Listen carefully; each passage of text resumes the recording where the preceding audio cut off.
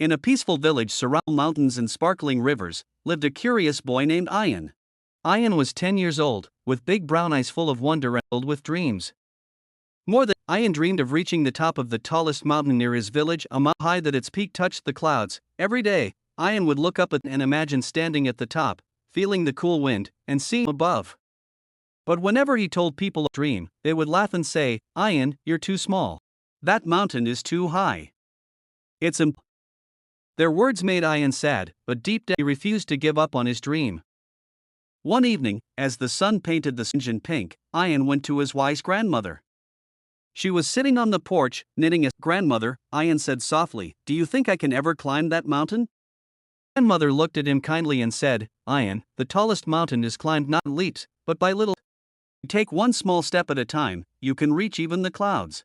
Her words filled Ayan with new hope. The next morning, before the sun rose, he packed a small bag with some bread, water, and a warm jacket. He wore his sturdy shoes and started walking towards the mountain. The journey was not easy.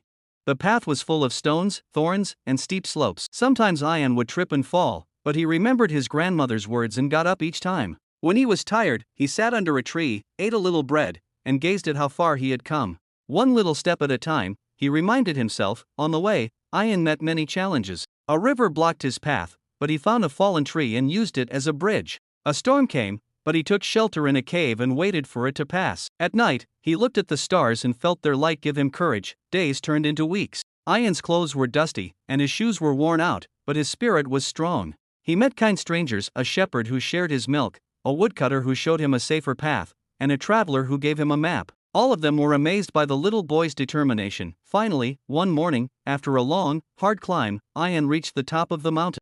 The world below looked magical: rivers like silver ribbons, forests like green seas, and his village like a tiny toy town. The wind whispered softly, and the clouds floated so close that Ayan felt he could touch them. Ayan stood there, his heart full of joy. He had done it.